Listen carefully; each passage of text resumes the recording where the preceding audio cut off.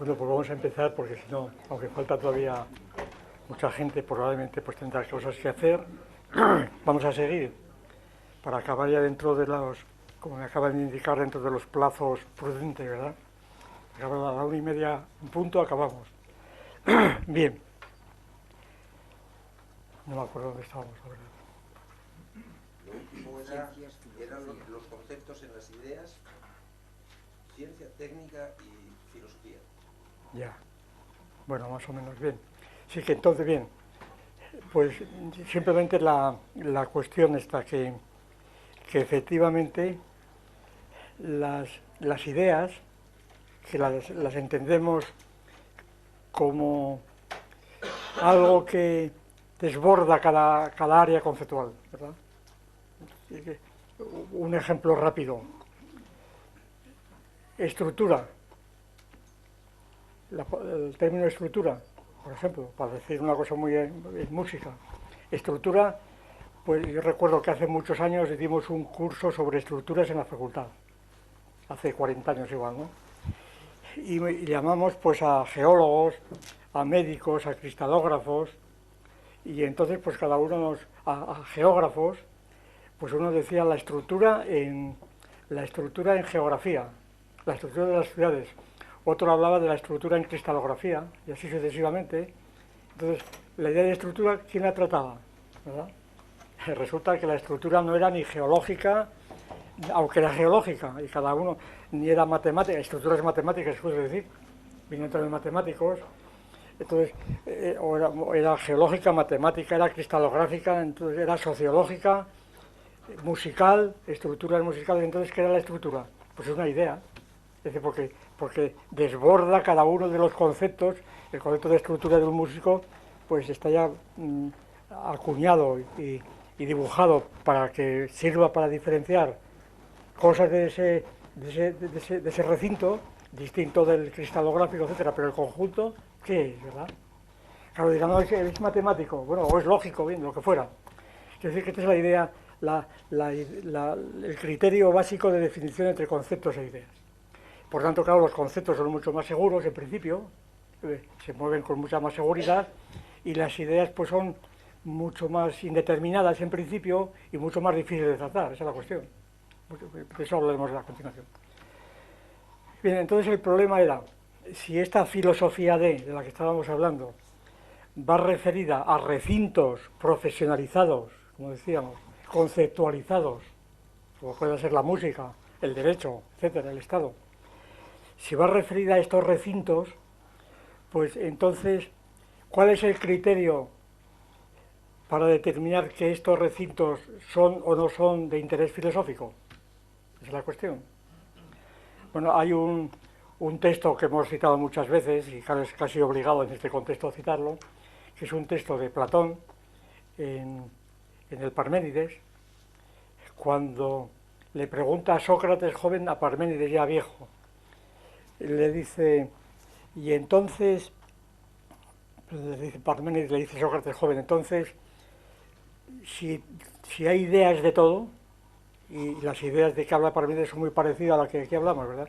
Si hay ideas de todo, también habrá ideas de pelo y de basura, ¿verdad? Porque ahí ya no puede haber ideas de eso, piensa Sócrates. Respuesta de Parménides, es que tú eres muy joven todavía, Sócrates, y no has advertido que el pelo y la basura también tienen sus ideas y merecen la atención de la filosofía, ¿verdad? Entonces, claro, el problema es que en principio las ideas pueden estar en cosas muy diversas, concretamente la basura. La basura es una idea, realmente, por mi parte yo he hecho alguna excursión en un libro que se llama Televisión y Basura, me parece, Televisión y Basura, una excursión donde cito esto de Parménides, claro, porque todos me dijeron, hombre, hablar de televisión, todavía siga Adorno, fue uno de los que empezó con esto, nada menos. Hablar de televisión es indigno para un filósofo, ¿verdad? Porque eso es la caja tonta, ¿verdad? Sin embargo, claro, la televisión basura, pues también tiene una idea, como natural. Yo me apoyaba en el texto de Platón, y efectivamente yo daba ahí unas páginas para mostrar cómo sobre la idea de basura se puede hacer una filosofía tan importante como sobre la idea de belleza, enteramente igual, ¿no? Bien. Bueno, pues el problema está no ya en que haya que segregar o descartar un conjunto de instituciones concretas por aparente falta de interés, sino por otras cuestiones. Verán, el ejemplo siguiente. Para poner un ejemplo ya al límite, supongamos una serie clónica de alfileres, ¿verdad?, de aquellos que hablaba Adam Smith, una serie clónica de alfileres todos iguales, clónicos, indistinguibles. Vamos a poner una serie de 250.000 alfileres, ¿verdad? ¿Se podría decir que hay una filosofía del alfiler número 350? ¿Verdad? Lo mismo diríamos de monedas. Si hay podrá haber filosofía de la moneda, y la hay, claro.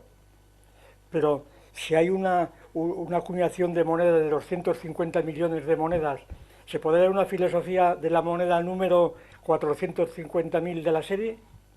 Parece que no. Entonces, ya se ve que todo lo que existe no encierra o encarna ideas filosóficas.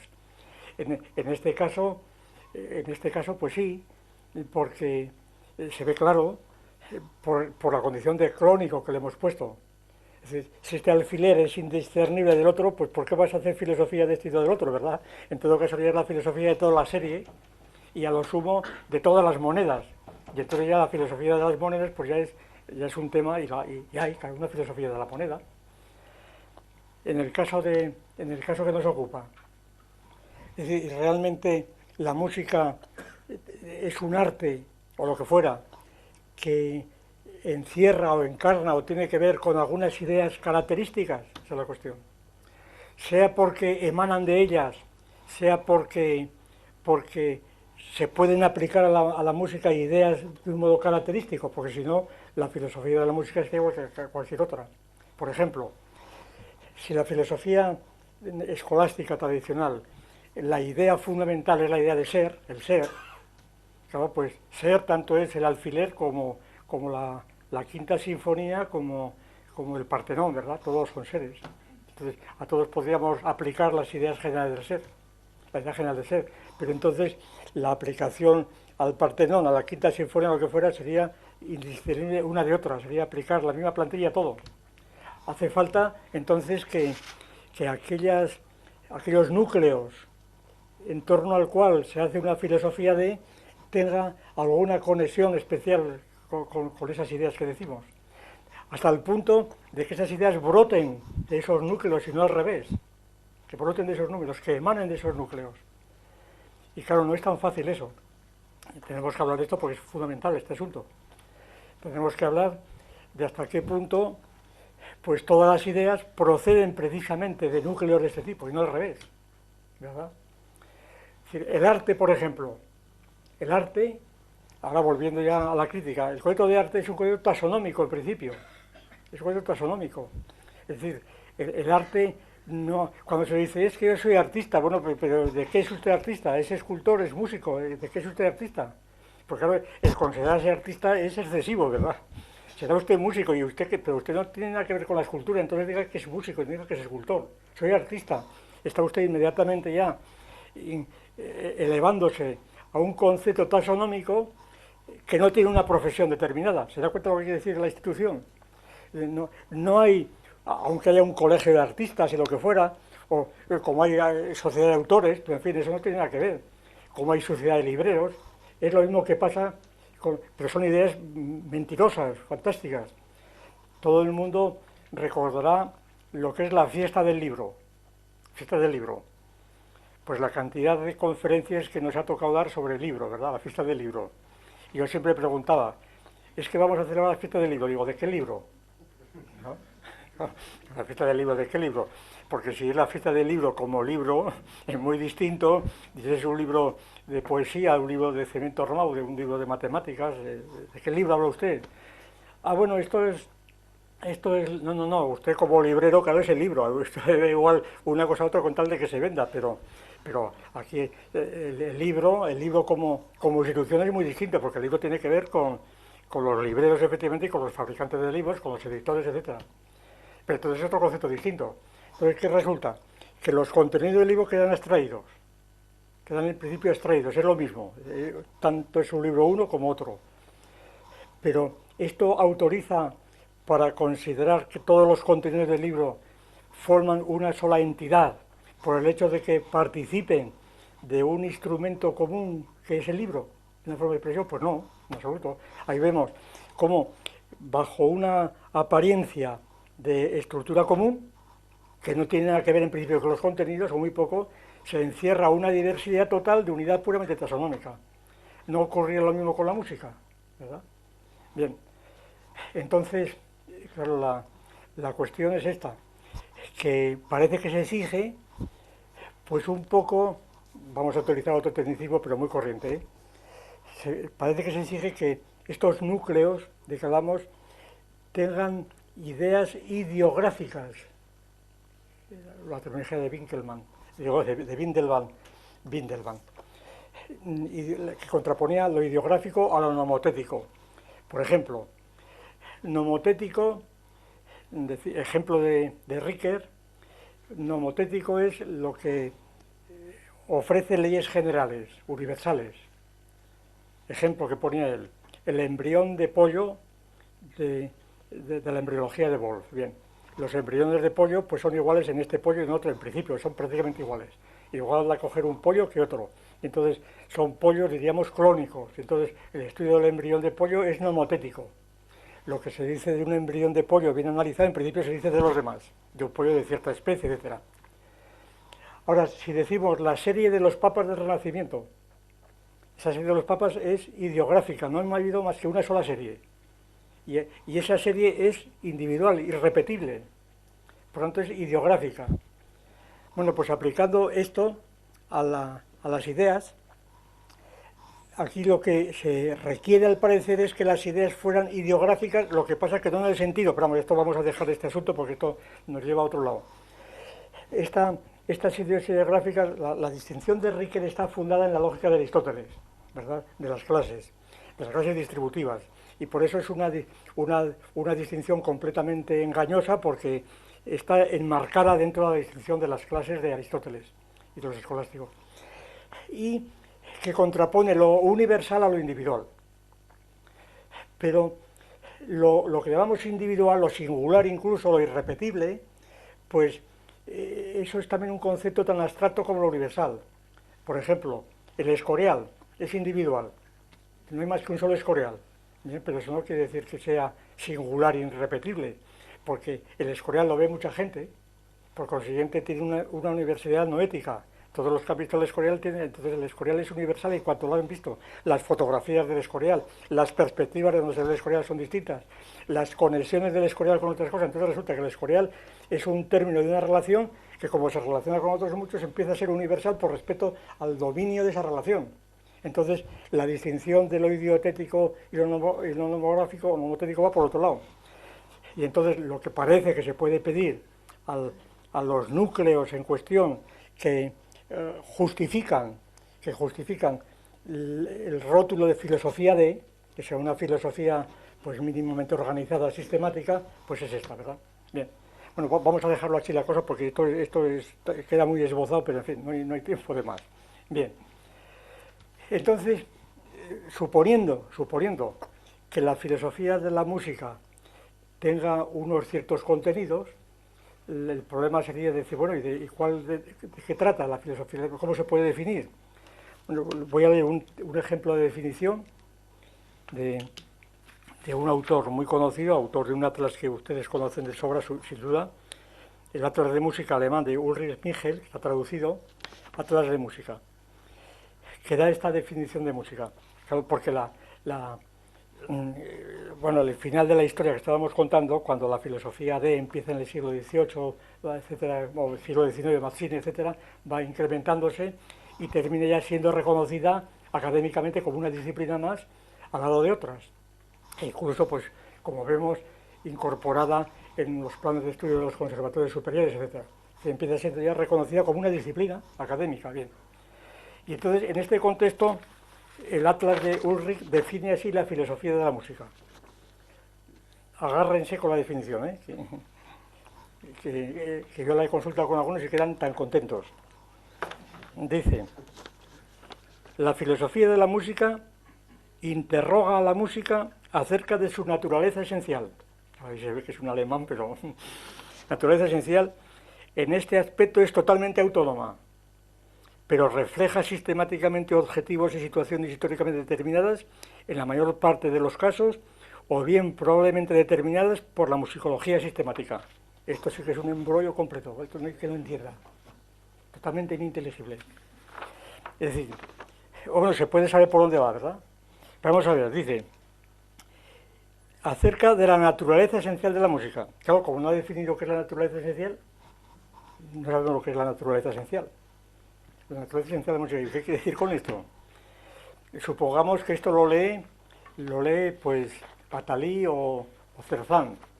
Dice, no, la naturaleza esencial de la música es ser un instrumento del poder político del Estado moderno.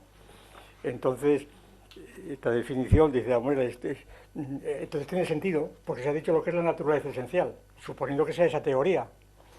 Pero si se supone que la música es pues qué sé yo, la revelación de la cosa en sí, ¿verdad?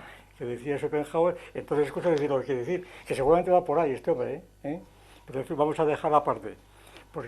Y entonces no se dice nada, no se dice absolutamente nada. Y luego dice que es absolutamente autónoma. ¿Qué quiere decir con esto? ¿Autónoma qué quiere decir?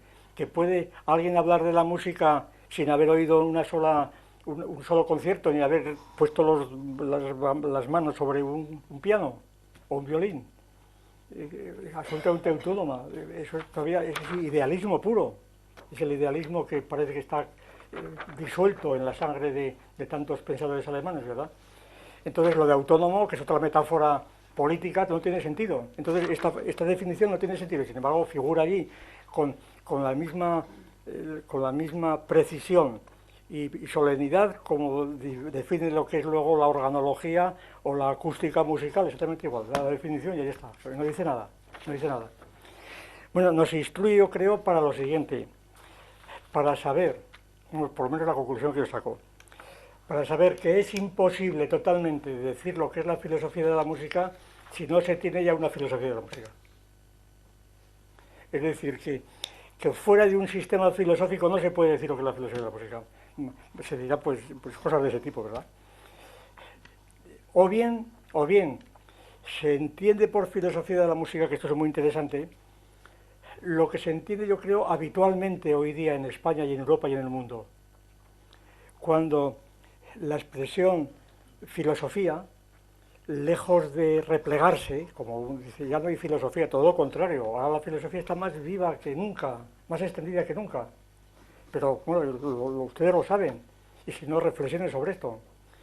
Es decir, la frecuencia del término filosofía en el lenguaje corriente, incluso periodístico, es mayor que la de cualquier otra. Son filosofía y cultura las ideas que más, sobre todo necesariamente, que más se obre.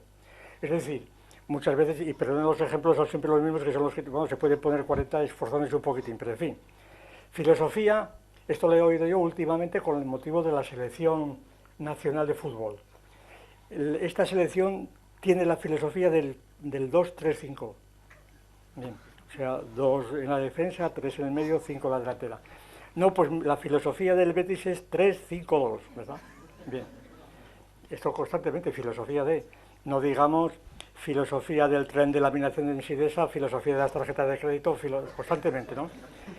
Hoy, estas navidades también oí la filosofía de un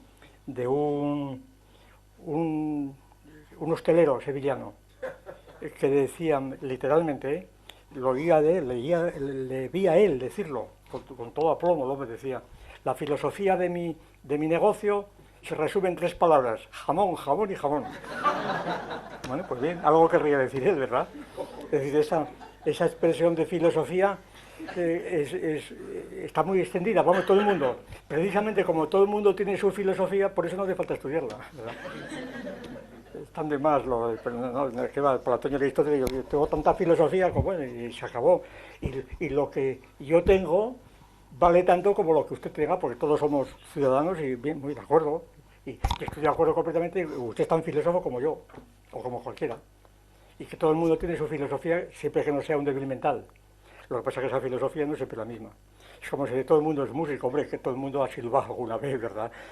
Todo el mundo o ha cantado algo, casi todo el mundo. Yo creo que todo el mundo pero sin embargo unos cantan mejor que otros peor, es evidente. Bien, pues esta acepción de filosofía se utiliza también, la he visto utilizada en el contexto musical en las siguientes formas. También estudios de campo, ha sido por radio o por televisión, es decir, que lo tengo anotado el día que lo oí y demás para... Una vez me sorprendió alguien que estaba en el programa, un programa de estos de música de la 3, que decía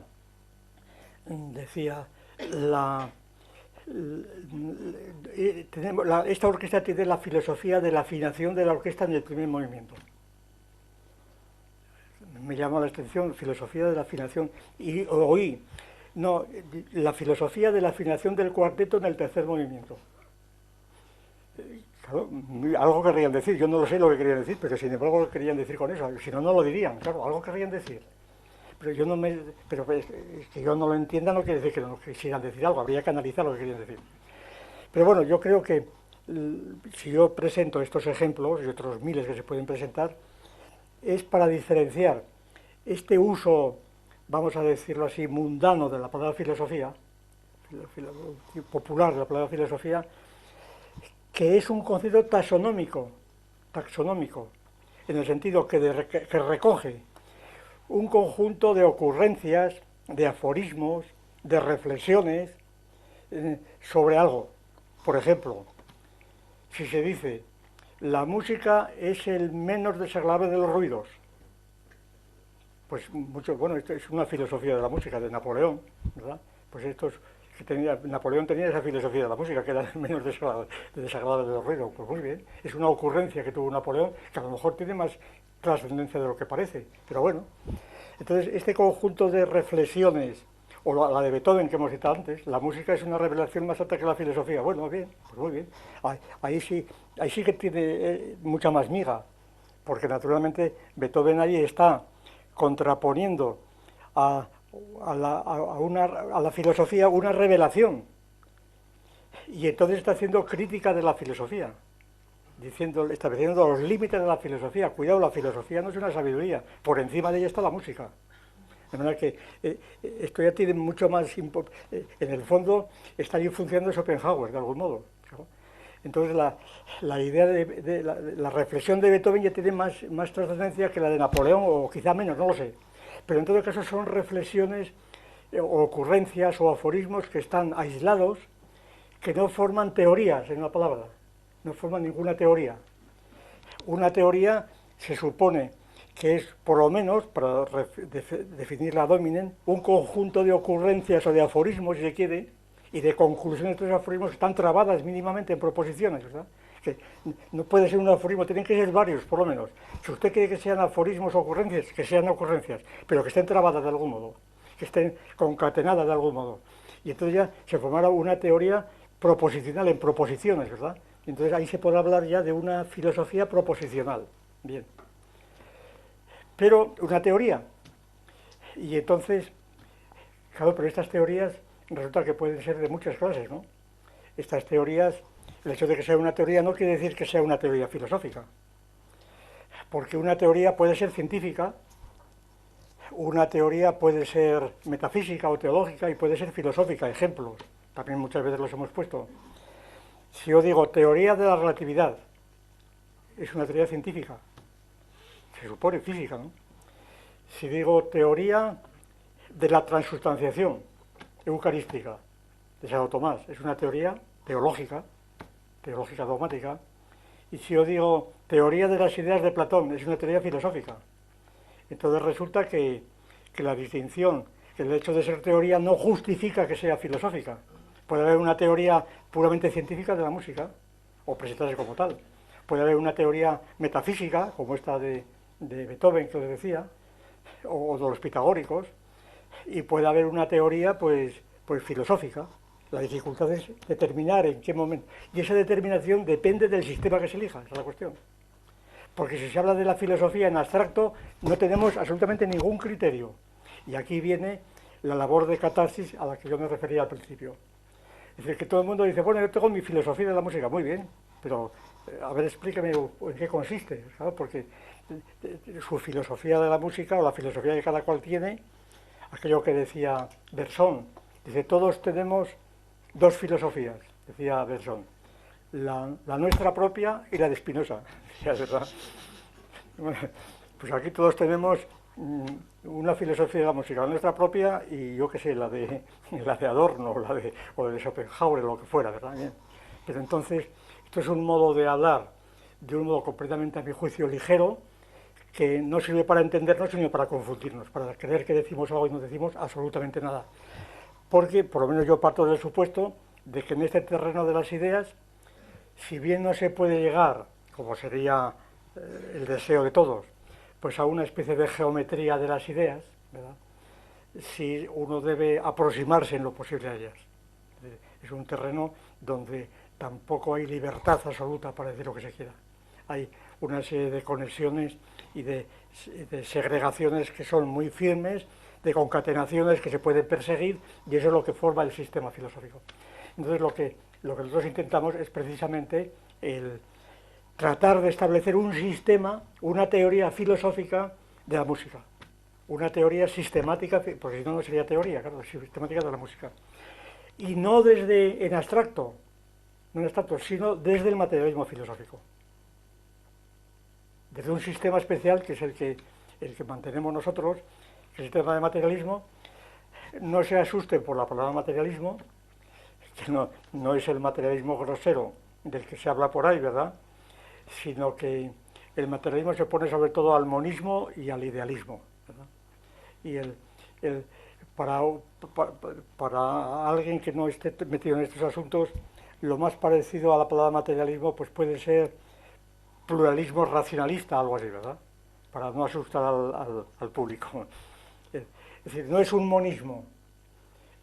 El monismo es la filosofía que según algunos es la única filosofía, la de Spinoza, según algunos precisamente, que es la idea, para decirlo en una fórmula medio humorística, la fórmula de que todo está en todo y viceversa, ¿verdad? Todo está en todo y viceversa. Es decir, todo está en todo y viceversa. Claro, esta idea es el ideal de la filosofía monista, es descubrir las leyes universales, que todo está relacionado con todo, y por lo tanto la música, la ley de la música están relacionadas con las leyes de la cristalografía y del movimiento de los astros, y etcétera, ¿verdad? Todo está en todo.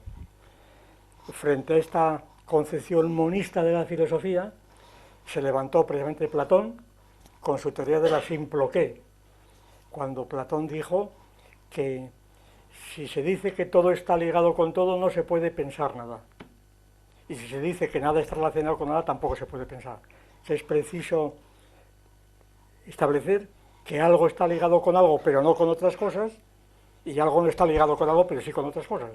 Es decir, la tesis de la simploqué, que es una tesis muy general, pero que implica un principio de discontinuidad que se opone totalmente al monismo, y este principio de discontinuidad es el materialismo, sencillamente. ¿Por qué? Pues porque el monismo está sobre todo representado por la filosofía teológica, en donde todo lo que ocurre se debe a un decreto divino, porque no se mueve una hoja de un árbol que no sea por la voluntad de Dios.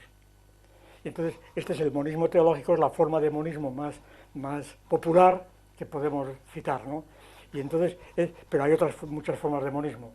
Los monismos materialistas, llamados así, de Haeckel o de Vogt o de Molschot, etc.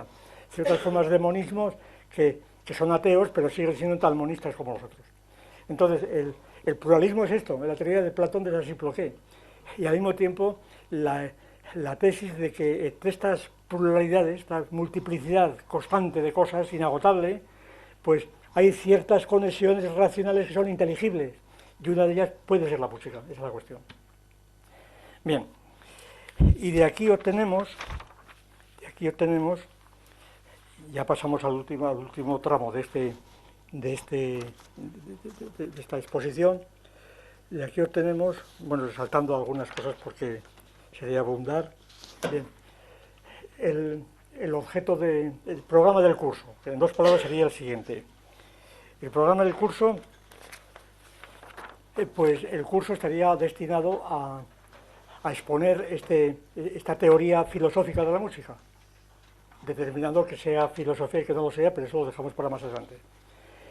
Y entonces el curso se desarrollaría en dos partes. Una parte general, que es la que estamos en ella, una parte general que constaría de dos secciones. Secciones se llama aquí, sección primera. Dos secciones, una de carácter noseológico y otra de carácter ontológico. Esta es una distinción absolutamente general en nuestros sistemas, absolutamente general. Que en el caso de la música no debe parecer extravagante a nadie si se acuerda de Baumgarten. Es decir, que si yo cito a Baumgarten es para justificar con la autoridad de Baumgarten, el fundador de la estética musical y de otras formas de estética, de utilizar la palabra noseología en este contexto. Es decir, quien dijere, hombre, es que hablar de noseología de la música, de bueno, pues entérese usted y sepa que el fundador, usted que habla de la estética musical, entérese usted que el fundador de la estética, Baumgarten, llamó a la estética noseología, ¿verdad? De manera que en principio no hay absolutamente la menor extravagancia, sino el seguimiento más estricto de la tradición terminológica. Cierto que al revés, dándole la vuelta, como natural, pero eso pasa siempre. Es decir, si Baumgarten consideró la estética como noseología inferior, precisamente por ese dualismo que él establecía entre los sentidos y el entendimiento, entre el cuerpo y el alma, en cambio, la idea que nosotros tenemos es que no hay tal dualismo. Es decir, que los sentidos y el entendimiento no son dos entidades diferentes, sino que son lo mismo, son exactamente lo mismo. Hay una frase de Galeno que citamos mucho que puede abreviar. Decía Galeno, no es el ojo el que ve, sino el alma a través del ojo. No es el oído el que oye, sino el alma o el cerebro el que escucha, ¿verdad? El oído por sí solo no oye, el oído pues es una serie de vibraciones de los nervios auditivos, de los huesecillos, etcétera, pero nada más. El que escucha es el cerebro que integra aquellas... Bien. Entonces, la diferencia entre... Y por tanto, cuando está escuchando ya a cierto nivel, ya está haciendo conceptos, necesariamente está diferenciando unas cosas de otras. Por eso el problema de hasta qué punto los animales ya hacen incluso silogismos, ¿verdad? Los animales, ¿no? que el pensamiento no empieza con los hombres, en fin, todo el problema de la etología, muy largo de hablar y que aquí tenemos que poner entre paréntesis. Pero bueno, es un problema de actualidad absoluta en cuanto al problema de la racionalidad de los brutos, que se decía antes. De hasta qué punto un animal puede razonar, incluso sacar conclusiones. El famoso caso del perro que resuelve silogismos, cuando va un perro siguiendo un rastro de una pista y se encuentra con el camino que se divide en tres partes, y entonces el perro huele un sendero y no hay pista, huele el segundo, no hay pista, y entonces el tercero, sin olerlo, se lanza por la tercera pista. Entonces se decía, ya desde la antigüedad, que el perro había hecho un silogismo disyuntivo, porque era A o B o C, si no A ni B, pues entonces C, que había hecho un razonamiento. Y entonces, claro, el razonamiento de los animales es uno de los temas hoy día que estudian los etólogos. Por tanto, la distinción entre sentidos y razonamiento, que supone la posibilidad de un alma que piensa sin imágenes y que tiene pensamientos sin posibilidad de tener contacto con los fenómenos, pues es una cosa fantástica. Es imposible pensar al margen de los sentidos y al margen de... Y cuando alguien, como decía Descartes, retira todo lo que tiene alrededor, se encierra en sí mismo, se pone a meditar y dice cogito ergo sum, ¿verdad?, sin pensar nada más, lo que hace es que se queda dormido, ¿verdad? El que entra en esa reflexión profunda, casi parecida a la del día de reflexión, ¿verdad?, pues entonces queda de las votaciones, esa reflexión se queda dormido. Esto está experimentado, no que lo diga yo, experimentos hechos con gentes que los han metido en una cámara aisladas de privados de sensaciones, que quedan dormidos, y si sigue un poco adelante el cerebro, se degenera completamente, ¿no? Entonces es imposible pensar sin imágenes y sin sensaciones, no hay forma de pensar sin sensaciones. Y esta teoría también la sostuvo Santo Tomás, prácticamente, o sea que tampoco es que sea una teoría que se pueda ascribir exclusivamente a pensamientos materialistas groseros. También Santo Tomás, aquella famosa frase que es la de Aristóteles, sensu, sin intelecto, quod prius non fuere in sensu, nada está en el entendimiento que antes no hubiera estado en los sentidos. Bien, entonces la distinción está fuera de lugar y por consiguiente las teorías filosóficas tienen que basarse realmente en fenómenos. Bien, de aquí que la gnoseología es el análisis de una realidad, como pueda ser la música, en cuanto a las metodologías o formas de tratamiento conceptual o ideal que puedan tener, ¿verdad? Privilegiando, por tanto, la gnoseología superior que decía Baumgarten, porque desde la superior es donde vemos la inferior y no al revés, ¿verdad? Y por tanto rebasando la dicotomía de Kant, ¿verdad? No hay primero unas formas a priori, espacio y tiempo, y luego las categorías, ¿no? El espacio y el tiempo ya son categorías. Es decir, esa distinción de Kant es completamente postiza, ¿verdad? Totalmente postiza. Sin embargo, es el fundamento de todo su sistema. Nosotros estamos instalados en una perspectiva, vamos a llamarla lógica, para seguir la tradición, lógico-material, y desde allí llegamos mejor a la inferior que no al revés. Y entonces la gnoseología de la que hablamos es una gnoseología muy parecida a la que hemos utilizado, bueno, tiene que ser la misma, la que hemos utilizado para analizar las ciencias positivas, la música en lo que tenga de ciencia, por la tradición de la música como ciencia también es muy larga, desde el quadrivium, como ustedes saben, las 4 ciencias del quadrivium eran la aritmética, la geometría, la astronomía y la música. Eran las 4 ciencias del quadrivium. Pues una de esas 4 ciencias, la gnoseología es el estudio de la ciencia en general, de las ciencias. Y nosotros vamos a aplicar esta gnoseología, que es la que nosotros cultivamos con el nombre de gnoseología del cierre de categoría. Bien. Pero la gnoseología es totalmente inseparable de la ontología. Es inseparable. Es decir, de los contenidos de esas ciencias, de esas estructuras de organización conceptual o ideal. Y por eso la división en gnoseología y ontología pues es central. Bien, de aquí que el programa pues contemple esto, el programa contemple pues una parte gnoseológica, sección primera, que comprende hasta el artículo 6, y luego una sección segunda, que es la ontológica, que comprende hasta el final. Y esto es lo que será el objeto de las lecciones de este semestre, de este mes, bueno, de estos 2 meses, quiero decir, de abril y mayo. Y las otras será la parte especial, donde ya tocaremos temas puntuales, diríamos, pero claro, está dentro de la parte general, desde el punto de vista de la parte general. Bien, y vamos a terminar, aunque sea muy brevemente, vamos a terminar con la exposición así introductoria y general de lo que podríamos decir que es una clasificación de las teorías filosóficas de la música, de carácter introductorio, y puramente taxonómica, fundada en esto, y es para que se vea la fertilidad de la distinción entre gnoseología y ontología. Una que están involucradas, como hemos dicho. Es imposible hablar de gnoseología sin presupuestos o compromisos ontológicos o viceversa, ¿verdad? Bien, es imposible hablar de la teoría de la gravitación, por ejemplo, como ontología, sin hablar de la física de la gravitación de Newton. Es decir, tenemos que saber que la física de la gravitación, el sistema solar gravitatorio no es separable de los métodos de la física que lo estatuó. El sistema de la gravitación no está ahí, ¿verdad?, eternamente, ¿verdad?, hasta que Newton lo descubrió. Aquel famoso epitafio, proyecto de epitafio de Pope a la tumba de Newton, que dice: Dios creó el mundo, pero no sabía lo que había hecho.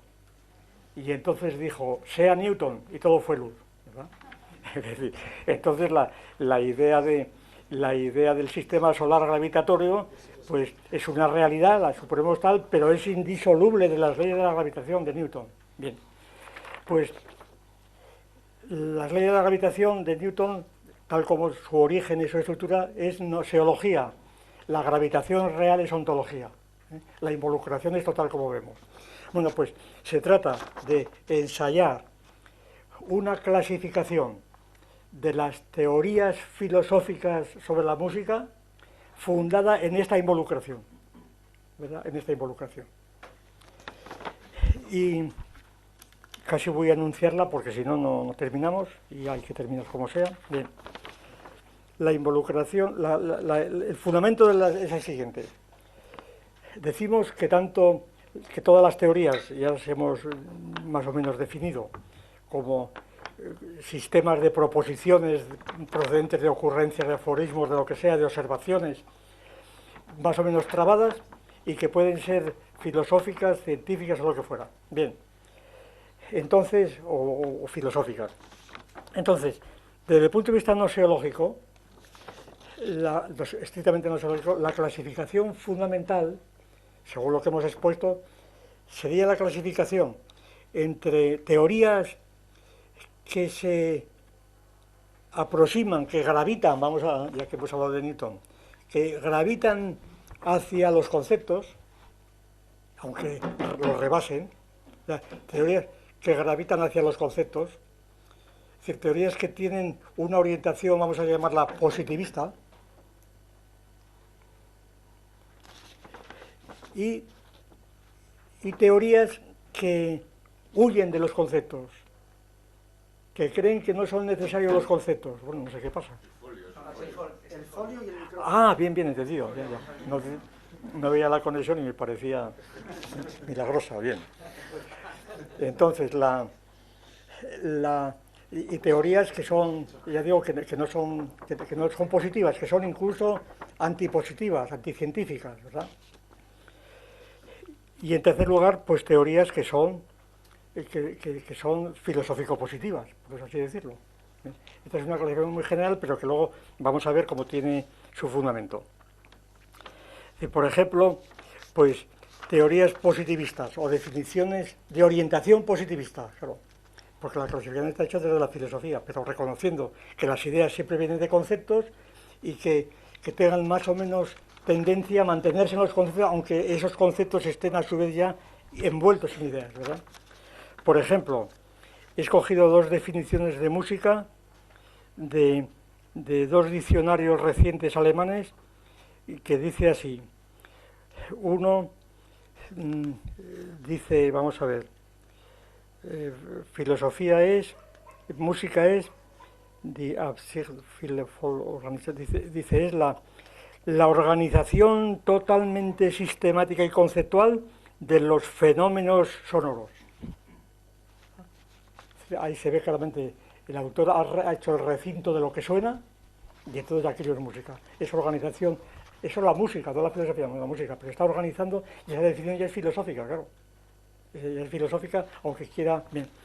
O bien, esta otra que recuerda un poco la definición que dio Eddington de la física hace ya, 70 años, ¿no? Un premio Nobel, Eddington. Cuando estaban las discusiones de qué era la física, si la física trataba de la materia, o de los observables, o del espacio, y entonces Eddington propuso una definición que cortaba por los años y dijo, física es lo que se contiene en el Tratado de Física, ¿verdad? Y ya se acabó, ¿verdad? Pues un poco esta definición van por ahí. Dice esta otra, dice, vamos a ver, dice, música es todo aquello que cae bajo las disciplinas del arte y que consiste en sonidos. O sea, música es todo lo que cae bajo la disciplina, es lo de Eddington, simplemente lo de Eddington. Música es todo aquello que cae bajo las disciplinas del arte musical, ¿verdad? Entonces, es una definición como la de Eddington. Claro, pues es una definición positiva, pero claro, también es filosófica porque supone el arte, lo que es el arte, y disciplina y muchas más cosas. Bien, teorías filosóficas. En el límite, pues son esas, son teorías que no quieren saber nada con los sonidos, y que incluso los sonidos reales, porque dicen la música es el orden universal que empieza por la armonía de las esferas, ¿no? Esa definición es metafísica. O bien, la música es la expresión de la divinidad. Claro, ni siquiera suena. Dice, suena pero no lo oímos. Es una definición metafísica. Dice, y además no quiere saber nada en principio de los sonidos e incluso prohíbe los sonidos. multitud de ideas de San Ambrosio, de San Agustín, una tradición continua, sobre todo desde el punto de vista de teóricos cristianos, de San Jerónimo, de San Ambrosio principalmente.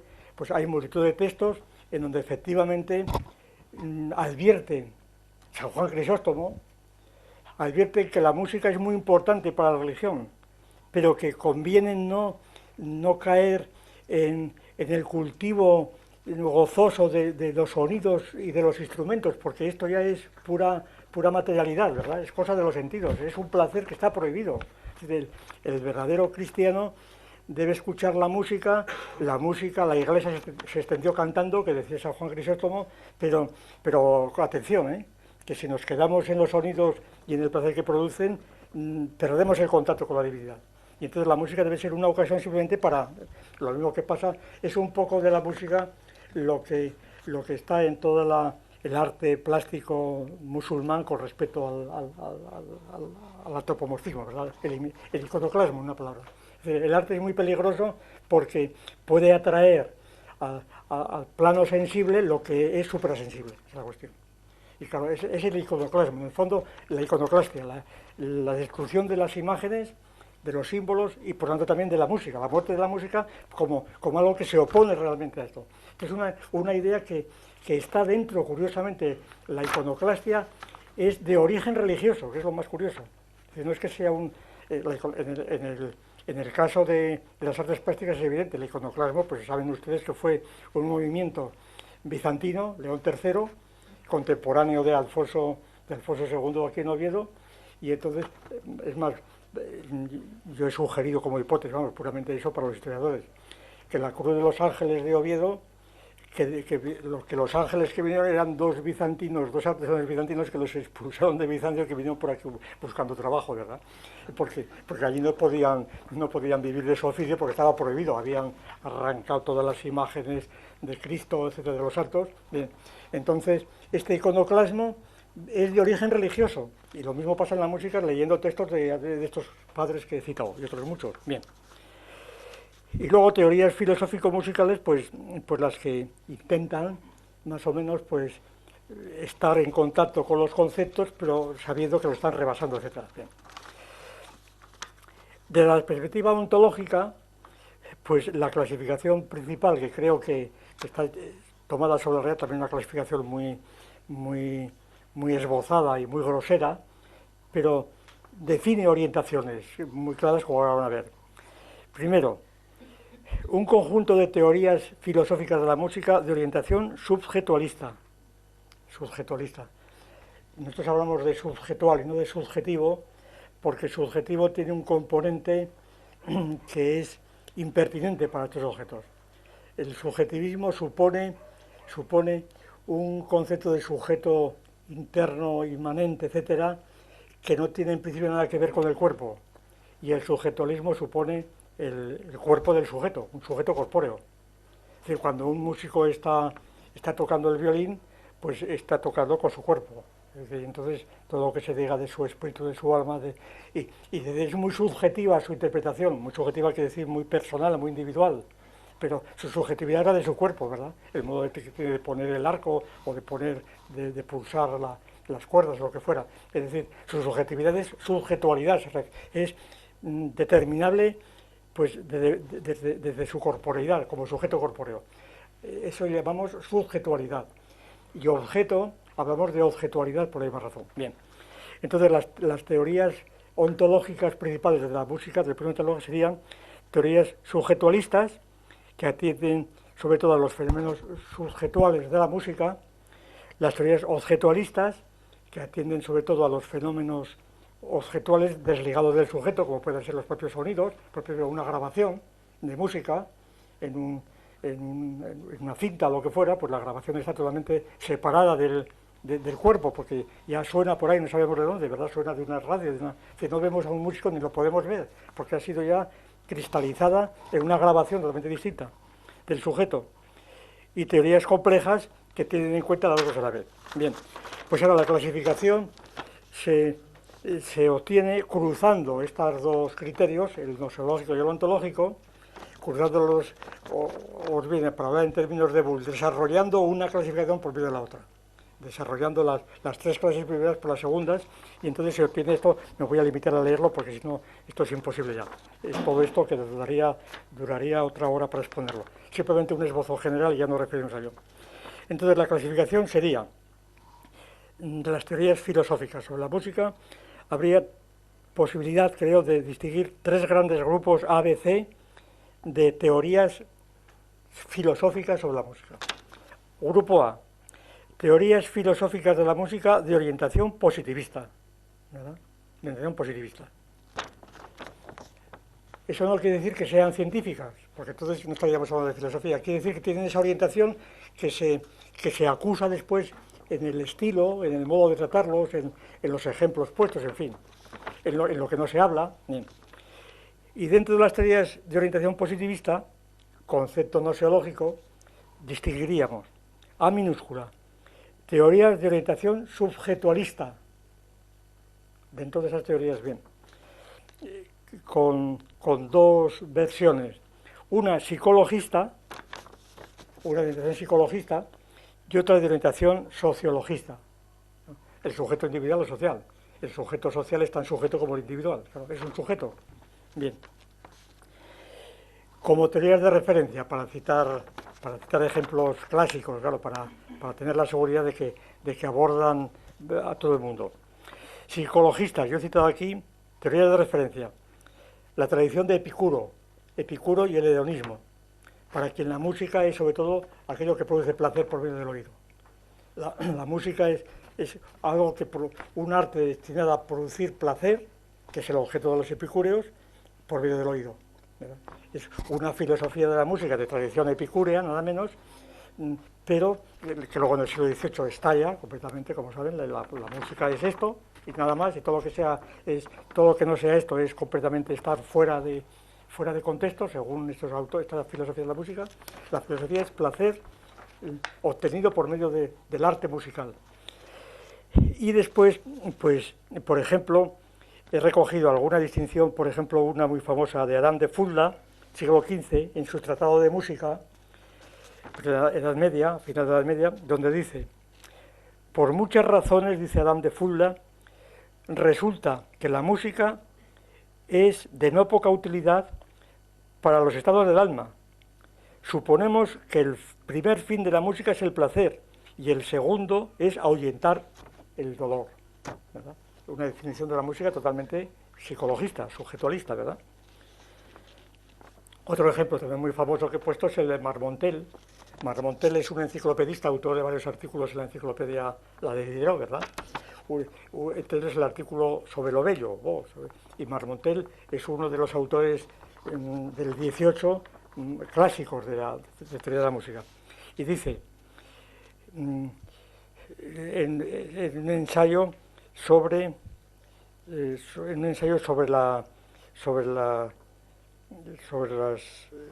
los tratados de la música en Francia, París, 1937, dice: el objeto de las artes que conmueve del ánimo no consiste solo en la emoción, sino en el placer que les acompaña. O sea, aquí es el hedonismo, que está extendida, es la felicidad, la famosa felicidad que está, yo le llamo en un libro sobre la felicidad que escribí, la felicidad canalla, ¿verdad? Es la felicidad canalla inventada en el siglo XVIII, que está aquí totalmente condensada en la teoría de la música, la música de carácter hedonista. Bien, la orientación sociologista, pues bueno, ya de esto ya hemos hablado. Particularmente ha hablado mucho y muy bien, pues Javier Neira, en una entrevista que hacía en el periódico sobre este curso, y donde nos referimos efectivamente a estas teorías sociologistas, que son seguramente las más llamativas para el público en general que no sabe tener estos asuntos. Simplemente las teorías que consideran que la naturaleza y esencia de la música está en la sociedad, en el grupo social, que son un reflejo social. Aquí el pionero yo creo que es Max Weber, el famoso sociólogo alemán, autor de un ensayo famosísimo, Die Rationale und Soziologische Grundlagen der Musik, sobre los fundamentos racionales y sociológicos de la música, publicado el año 21, y luego incorporado a Economía y Sociedad como un apéndice. John Boff, Attali, en fin, es lo que hemos dicho al principio, me parece, hemos hablado de las interpretaciones sociológicas de la música. Entonces aquí la música es una filosofía de carácter subjetualista, pero de orientación social, más que psicológica. La propia psicología, dentro de los cánones del positivismo, estaría encuadrada siempre en la sociología. La psicología no existiría porque sería siempre un episodio del grupo social. El individuo sería una abstracción. Lo abstracto no sería... lo concreto no sería el individuo sería una abstracción pura, producto del medio social en que se crea. Bien.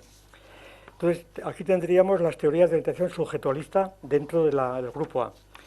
Las teorías de orientación objetualista, pues también hay dos corrientes, yo creo que se pueden distinguir con claridad, que es el relacionismo,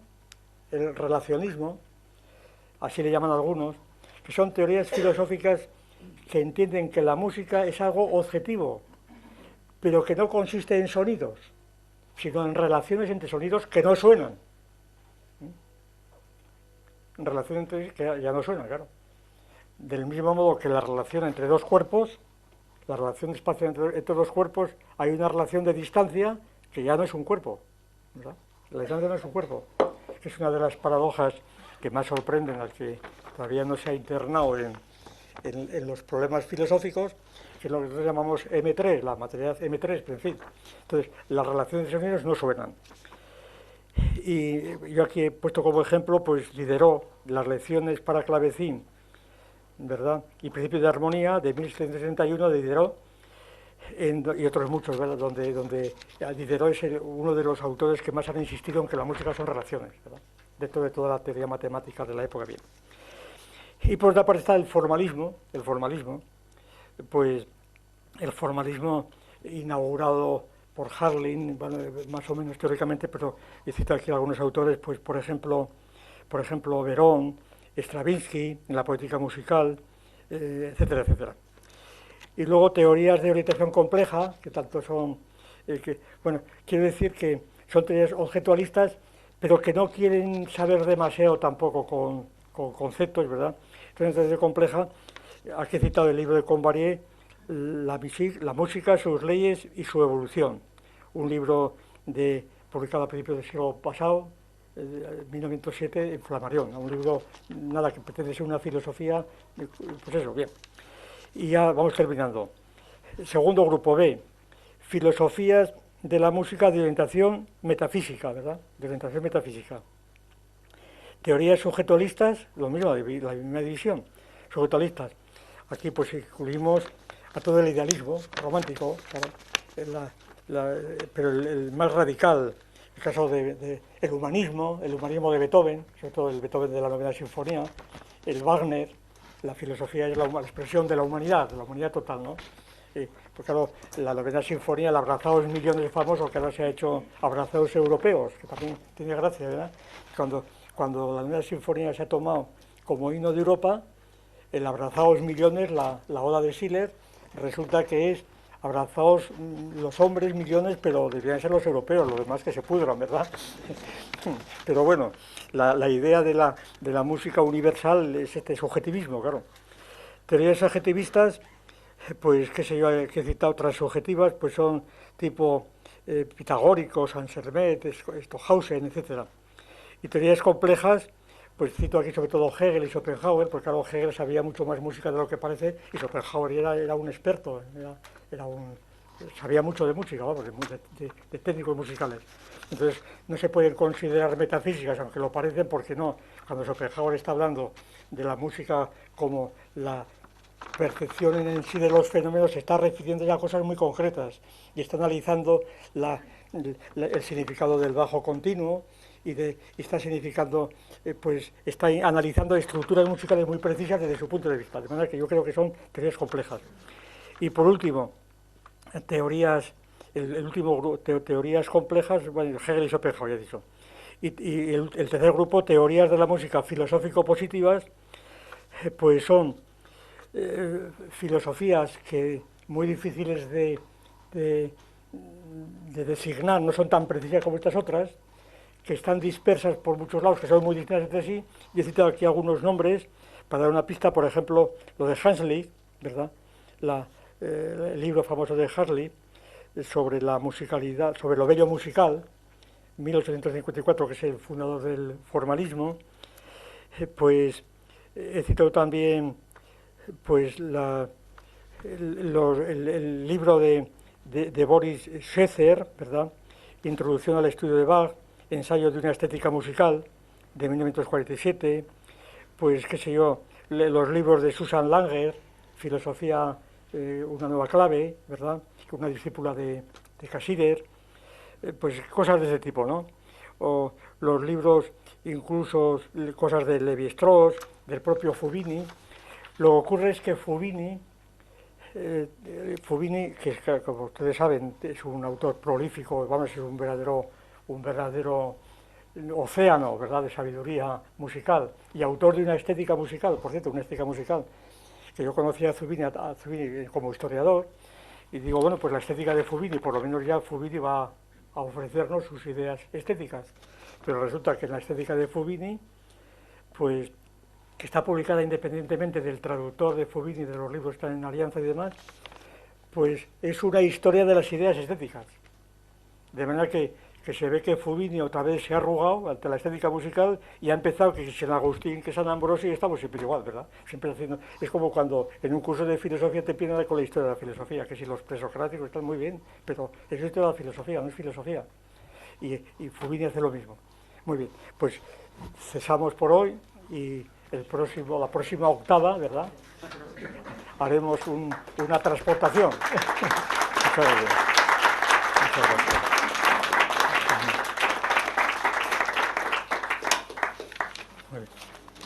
Me refería al transporte musical, ¿verdad? La próxima octava.